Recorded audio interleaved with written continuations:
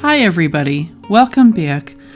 I've had some technical difficulties the past couple of weeks. I recorded an episode, and when I went to listen to it to do the editing, the sound quality was just awful, and I realized my microphone wasn't working. So fear not, we're back in business now. With that, we're just going to jump right in. Because today we're going to be talking about an extremely important topic for survivors of narcissistic parental abuse. And that is complex post-traumatic stress disorder. If you have a parent who is a narcissist and you were raised by that parent, that doesn't necessarily mean that you for sure have complex PTSD or post-traumatic stress disorder, but the chances that you have it are very high. And even if you don't fully have the disorder, you're probably somewhere on that spectrum. When I learned about cPTSD, I understood myself so much better. I mean, issues I've had pretty much my whole life. I finally understood why. And I also came to recognize problems I had that I didn't even know I had. And that understanding of myself and why I had these issues changed my life. It really did. Now that I knew what was wrong, I could gain the tools I needed to deal with the problems so I could have a better life.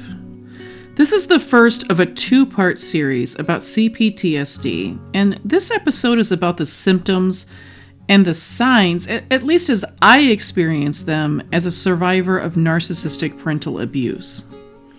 And then next week's episode is going to be what to do about it if you do have cPTSD or you suspect you do. So today's episode might seem a little disheartening if you haven't considered this diagnosis and you learn about it and you relate to a lot and you realize, hey, maybe I have that. Like, no one wants a diagnosis, I know. But just like with other diagnoses, finding out what's wrong opens the door to getting better. And if I could offer an analogy, I have a blood clotting disorder, and the very first blood clot I had was about 20 years ago, and for days my left leg was in so much pain. It was swelling up, my calf muscle felt so tight, I thought I was having a muscle spasm. And it finally got to the point that I could barely even walk on my leg. You could see that my left leg was so much bigger than my right, even when I was wearing kind of loose-fitting pants. And I was so confused because I hadn't had an injury to that leg. I really didn't know anything about blood clots, and I just didn't know what was going on. So I went to the emergency room, and they had me sign in with my name and my symptoms, and I wrote down swelling and muscle spasms in left leg for the past few days. And I sat down in the lobby thinking, well, whatever's wrong, it's not that serious, so I'm going to be waiting here forever because, everybody that comes in is probably going to have more urgent problems than me, and they're just going to get bumped ahead of me. So I settled in for a long wait, and it wasn't even a minute later, and a nurse was in front of me and asking to look at my leg. So I lifted my pant leg, and she said, "Oh, honey, this isn't a muscle spasm. It looks like you have a blood clot." And I was like, what? I just had never even considered something like that. Like I said, I really didn't know much about them. And they did the testing, they did an ultrasound of my vein in my leg, and sure enough, I had a huge, enormous blood clot in that leg. It was so bad because it had gone on so long because I didn't understand what was wrong. I ended up getting a pulmonary embolism, which is a life-threatening issue. That's where a piece of the clot breaks off and goes to your lungs, and it just turned into a whole series of problems and complications. But when all that happened, because they knew what was wrong, they were able to do something about it. I got on medication, and in time the clot broke down, and it got a lot better, but not completely better. I have to take medication the rest of my life, and I just have a lot of damage to the circulation in my left leg that takes regular management from me to keep bigger problems at bay. If you saw a picture of my leg, you'd see it's jacked up, it's discolored, it swells really easily, and I have to be really careful not to injure it. A few years ago, actually, that leg got poked by a piece of wild grass while I was out hiking with my son, and that just slowly evolved into a really big ordeal where I ended up with lots of open sores on my leg. The skin was like just basically like breaking down. I got a terrible infection. I ended up having to go to a wound care clinic for months of treatment, and it was just a big deal. Like, I really have to be careful with that leg. But all in all, that said, it doesn't really affect my life enough to affect my happiness.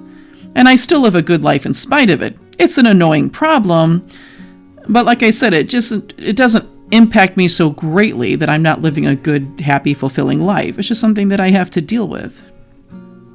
And that really is a good analogy to living with cPTSD.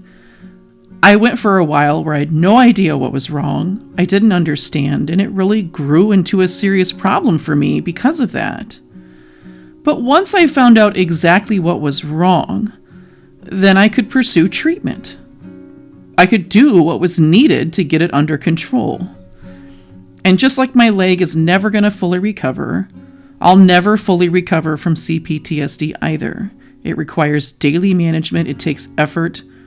But if I do what I need to do to manage it, I can still lead a full and good life in spite of it. It's an annoying problem to have. Sure, I'd rather not have it, but it doesn't impact me so much that it destroys my happiness.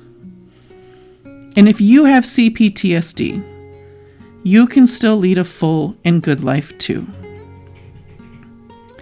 Now, to understand cPTSD, complex post-traumatic stress disorder, we first have to look at just post-traumatic stress disorder, or PTSD.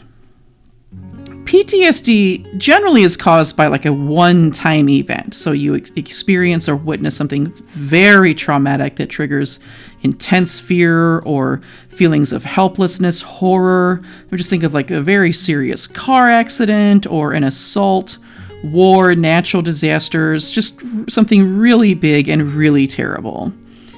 And if the brain fails to process the event, the person can develop PTSD. And the symptoms of PTSD generally fall into 4 categories.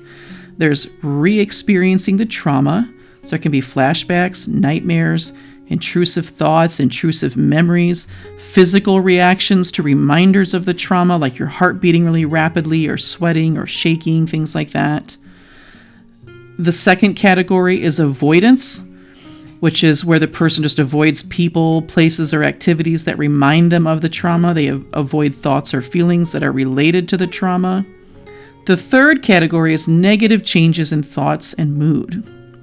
There can be difficulty remembering important aspects of the event. There can be very persistent negative beliefs about oneself or the world, distorted thoughts about the cause or the consequences of the event. There can be a persistent negative emotional state, a diminished interest in activities, feeling detached from others, and an inability to experience positive emotions. That probably sounds a lot like clinical depression. It's a little bit different, though, because it's being experienced under the umbrella of PTSD, along with these other symptoms, these other categories.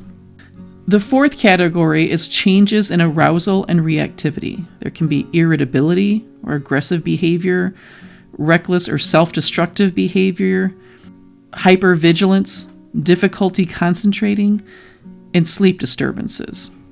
Now, if you have cPTSD, you're going to have these 4 categories plus some other things that we'll talk about in a little bit. But they might play out a little bit differently than somebody who has just PTSD. And when I say just, I don't mean that it's a small thing. I just mean it's not the complex form of it.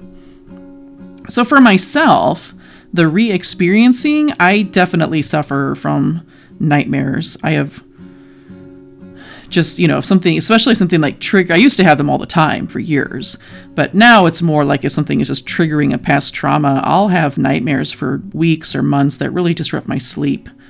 I have really strong reactions to certain things, especially being yelled at or spoken to in a condescending way. Not someone giving like constructive criticism or things like that. I mean, like if someone's being sarcastic or they're just really being condescending, I really have like an intense reaction to that. It's not just that those things bother or annoy me. The reaction I have to that treatment is very intense. And not being listened to or feeling unheard, the reaction I have to that is extremely intense, and it can take days to bring myself back down from that.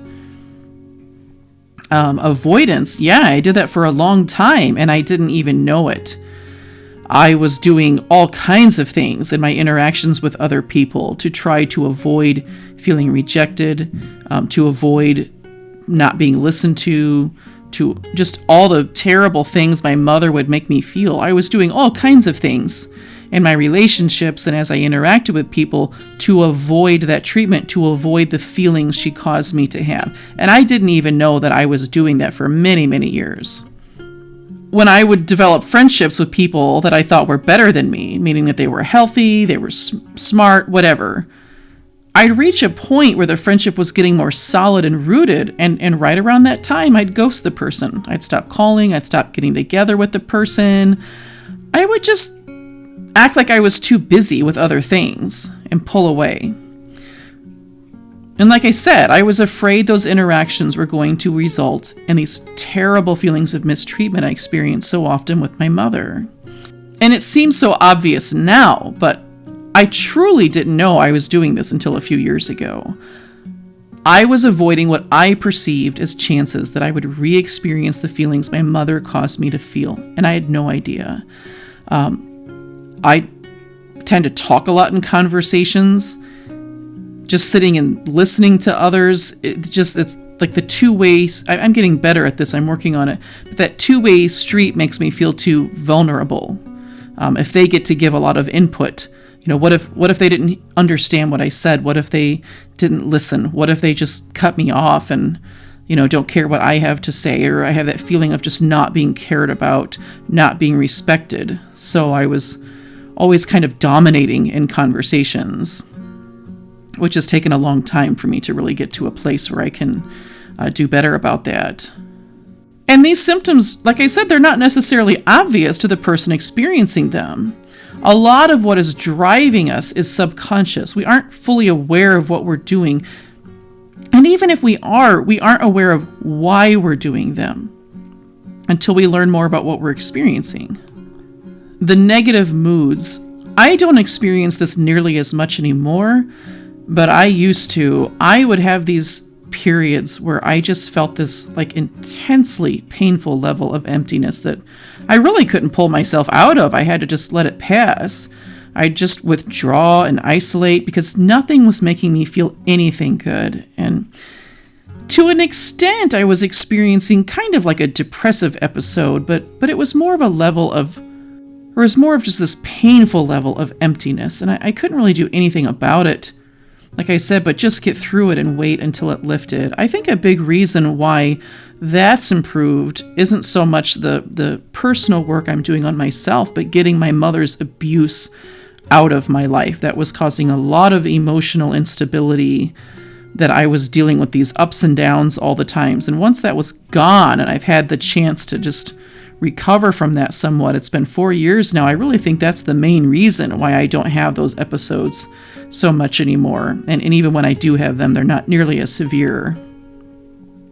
But even in between those episodes, I was always just somewhat in a bad mood. I just learned to hide it well from people who didn't know me very well.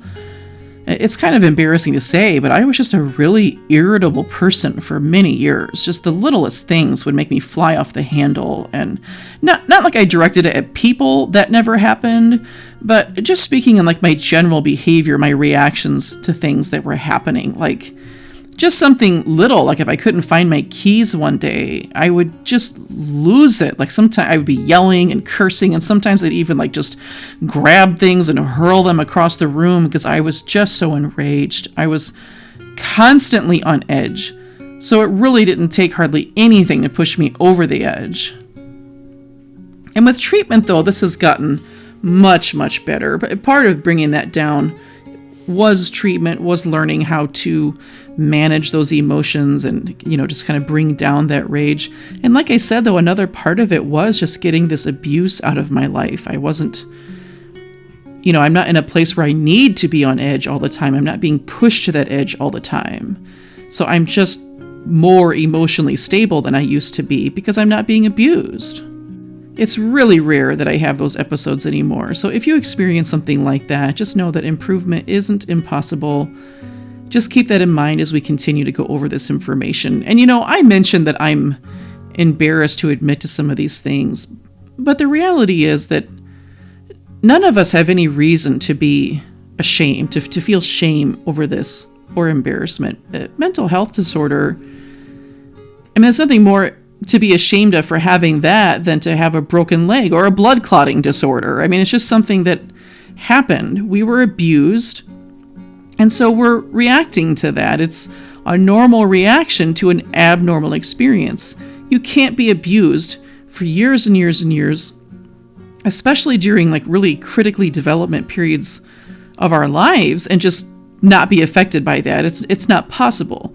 That's why it's abuse. So if you're having any of these problems or other issues that fit in these categories, don't feel embarrassed. Don't feel ashamed, because that was something that was done to you. But just know also that there's hope, and it is stuff that you can work on and you can improve so that you can have a better life. Now, the fourth category, kind of like I already said, this kind of is a little bit of an overlap here, but I definitely lived with irritability, the hypervigilance, just this exaggerated startle response, sleep disturbances, all of it. Like I said, I was constantly on edge. The irritability was extreme. I was very intolerant of inconveniences, of things going wrong. I would just erupt over the littlest things. And like I said, I don't really have that so much anymore. I definitely have a really exaggerated startle response to unexpected loud sounds. I'm fine with expected ones, like if I'm at a fireworks show and I know it's going to be loud, that doesn't bother me. But if a firework suddenly went off and I didn't know it was coming, my heart starts racing. I get this really hot feeling in my face, and I breathe really rapidly. Not like a full-on panic attack, but it's something kind of like that, just not as severe. People talking loudly does this to me. It's just really loud things are just unbearable to me. I've already mentioned I have terrible problems sleeping, and that has actually gotten better too over the past year or so. Much, much better. And I've dealt with those issues for over 20 years. So, all right, those are the core symptoms of PTSD. And cPTSD shares those core categories. But complex PTSD also includes some core symptoms in addition to those. And like I said, listen, we have been criticized relentlessly for years and decades, and it can be uncomfortable at first to sit down and admit to ourselves that we have problems like these. I just admitted I used to throw things and yell and curse just because I misplaced my keys. That was hard to admit that I did those things and that they weren't normal. And there was a lot of shame I felt when I recognized I had those problems. And, as I said, I still feel a little bit of that, not as much as I did, and I'm working on that. You don't have any reason to be ashamed. When I think of myself before, I would have felt hopeless to have anything except these foul moods that would just fall out of the sky, and the irritability, the feeling badly about myself. I didn't fully admit to myself I had these issues back then, but if I'd been able to, I wouldn't have been able to believe that these things could get better. So as we're talking about these symptoms, know that while cPTSD never goes away, it's a lifelong disorder, it can get much, much better and not affect us so intensely anymore. And there's a better life waiting for us in spite of it. So that said, let's look at the additional symptoms that cPTSD brings and how it's different from PTSD. One huge difference is that cPTSD is not caused by a one-time event. It's caused by repeated, prolonged trauma that often occurs, like I mentioned before, during critical periods of development. It's not a hurricane. It's not a battle and a war. It's a chronic exposure to trauma over a long period of time. So there isn't just one incident to process to become better able to regulate our emotions. There are thousands of them. There was ongoing exposure to emotional abuse, neglect, and manipulation, the hallmarks of narcissistic parenting. And there are deeply rooted beliefs that were forced onto us that we have to work through to manage the issues it causes. And because of that, it leads to problems that are much more pervasive and complex, which is where complex PTSD gets its name. So the symptoms of cPTSD are the symptoms and signs we already listed, plus several more. 1, there's emotional regulation difficulties, just more intense and persistent emotional reactions, difficulty managing anger, persistent sadness or depression, and possibly even suicidal thoughts. I do want to mention right here, since it's being brought up, if you are struggling with suicidal thoughts, please seek some help urgently. I'm going to leave the number to a hotline that you can call if you're in the United States down in the description. Your life is worth saving and worth working on. So please seek help immediately if you're struggling with suicidal thoughts. The second set of symptoms is a negative self-concept, feelings of worthlessness or being permanently damaged, persistent shame or guilt, and feeling completely different from others. Number 3 is interpersonal problems, difficulty maintaining relationships, trouble trusting others, a tendency to isolate oneself, and difficulty perceiving others accurately. That distrust that we talked about. The 4th is disturbance in beliefs, a loss of previously held beliefs. We'll talk about that in a moment because it plays out a little bit differently in our situation. Feeling permanently changed by the traumatic experiences. The 5th set is dissociative symptoms. There's a depersonalization, feeling detached from oneself. And there can be a derealization, which is a feeling that the world is not real. Number 6 is somatic symptoms, chronic pain, just unexplained physical symptoms. And I want to define what somatic symptoms are. That doesn't mean you're making it up. It's more that you're carrying all this stress and trauma in your body, and that's showing itself in these ways through like inflammation, muscles tightening. It's actually a physical problem in a sense, but its cause is it's not from like a physical injury or disease. But it does have a cause. It's from the abuse that you're carrying in your body. So yeah, a lot of times when people are told something that they're experiencing is psychosomatic, they can get really upset and not feel believed. And unfortunately, that's how people around them interpret it too. They're just making it up. You're not making it up. It's actual real physical pain. It's just caused by something different than a physical disease. And the 7th is a preoccupation with the perpetrator. So you can have like obsessive thoughts about revenge. And on the other end of the spectrum, there can be like idealizing the person or kind of having this ironic gratitude towards the abuser. We like to make up in your mind that this person is actually really good. So let's go through these. I've already mentioned my issues with managing anger, regulating my emotions and my moods. And as you can see, there is some overlap here between the previous set of symptoms and this one. But with cPTSD, the issues are much more pervasive and, because it's caused by these thousands of traumatic things that we've had that have built up, untangling it all is a lot more complex to do. The negative self-concept, I don't think anyone can be raised by a narcissist, especially being a scapegoat child of a narcissist, and not suffer from this to an extreme degree. Whether you have cPTSD or not, a negative self-concept has got to be something that is just almost universal for people who are scapegoat children of narcissistic parents.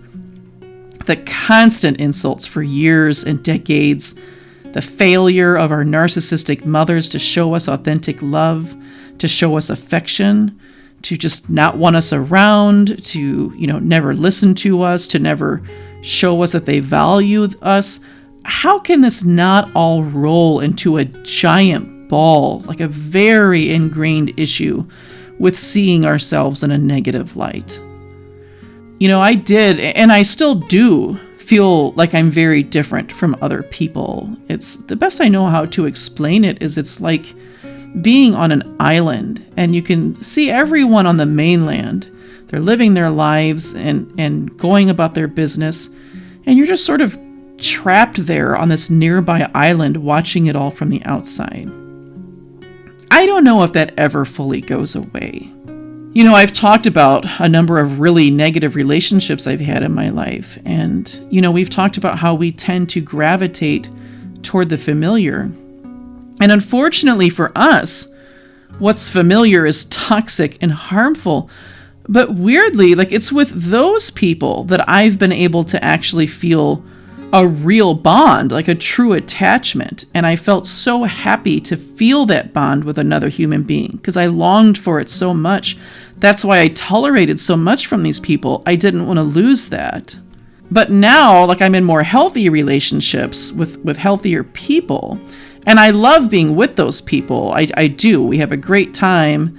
But that really, really deep level of attachment, I've struggled to feel that with them as fully. You know, there's definitely warmth and care, and there is a bond, but that really deep bond, that really intense sense of attachment, I just haven't been able to experience that in these more healthy relationships. And I think it's just because it is unfamiliar. It frustrates me, but it's a work in progress, you know. None of this is to make us feel hopeless, but to just acknowledge and be aware of our struggles so we can work on them. And as my fears go down, my ability to trust goes up. And I expect that to improve over time. And also, hopefully, like, being with healthy people becomes more and more familiar feeling. And then my heart will open up better to have that deeper bond. You know, will this ever resolve completely? I doubt it, but I'm okay with that. As long as it can get better and I can keep working on it and improving it. I'd rather it not be this way, but it is what it is. And I know that I can still thrive and have a great life in spite of it. And number 3, everything I just said flows over into the third trait, which is problems in relationships. Trust issues, difficulty maintaining relationships, especially with healthy people, tending to isolate ourselves. You know, the path to improving this area is building our trust in others and in ourselves, which we just talked about in the series that we just finished up. If you didn't hear that, if you go on my playlist, you'll see a 3-part series on the topic of learning to trust. If you haven't listened to it and you're struggling with this, I really encourage you to give that a listen. We can learn to trust. We can have healthy relationships. We can. We don't have to close ourselves off from the world. And you deserve a life where you're thriving, and learning to have healthy, long-lasting relationships is a part of making that happen. But like I said, that topic is covered more in other episodes, and of course we're going to touch on it again next week as well, as far as how it relates to cPTSD and recovery from this disorder. The loss of personal beliefs. Now this is a tricky one for us because we didn't really have the chance to even form personal beliefs to even lose them in the first place. Our beliefs were dictated to us and forced onto us from a very young age. But the overall point here is that we have been given beliefs that aren't naturally ours. They were our mother's. And our mother's beliefs about life, relationships, the world, they're very skewed. And she forced those skewed beliefs onto us. So we didn't just have the loss of personal beliefs, but the loss of even the opportunity to form our own personal beliefs. But beliefs, even deeply ingrained beliefs, can be changed. They can. The dissociative symptoms, just feeling disconnected from ourselves and the world, almost like the world isn't completely real. I wouldn't say I struggle with this daily, but when I experience something that's very triggering of my past traumas, I do go through a period, just sometimes it's hours, sometimes it's day, where, like, the way I describe it to others is it's almost like being in shock. I just feel very disconnected from the world around me, and I have a really hard time functioning. I can't concentrate. I can't focus on basic tasks. I do feel very disconnected from everything, the people around me, everyone. And that was actually the symptom that led me to decide to terminate contact with my mother. It was a lot of things. It wasn't just that, but this symptom specifically is what I thought about the most. I could no longer tolerate going through these periods where I just felt completely disconnected from everything and everyone around me for days at a time. I would just be numb, and I mean, just disconnected is the best way I know to explain it. I'm a single mom, and I didn't want to spend any more time being that way when I had a child to care for. I didn't want to drag him into this cycle of pain that I'd been in my entire life. And even if you aren't a parent, you deserve a life that isn't locked in that cycle. You deserve to be freed from that, where you can work on connecting yourself to those around you and having a better life, and connecting to your own self as well. We are disconnected from ourselves. We weren't allowed to get to know ourselves that well. And we all deserve to have that. Somatic symptoms is a big one. And like I said, somatic symptoms does not mean that you're making something up or that you're not feeling pain. It's very real. It's just the cause that is different. And at least from what I've seen in groups I'm in and such, chronic pain is an extremely common problem in survivors of narcissistic parental abuse. I mean, we just carry that stress and trauma in our bodies, and it has to come out somehow. So it displays itself through physical pain. If I can give an example, those who follow my channel, you'll know my son was born with, he was born 3 months early with a heart defect. He was in the intensive care unit most of the first year of his life. And of course, that was extremely stressful. And I had the most terrible pain around my jaw, where like the junction where it, meets the top of, where it meets the skull there. It would be painful to talk, painful to eat. It's like I carried this, a nurse at the hospital explained, we carry our stress, we all carry it somewhere in our body. So for me, my body put it there in my jaw. And even though there wasn't like any kind of like physical disease causing that, it was terribly, terribly painful.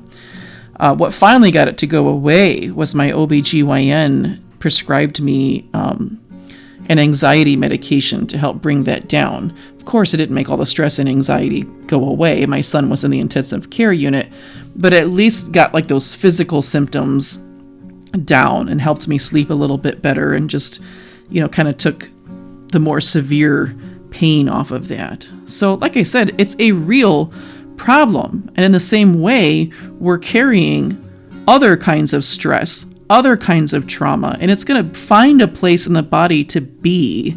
And then you're just going to feel a lot of pain, discomfort, symptoms like that, wherever that part is in your body.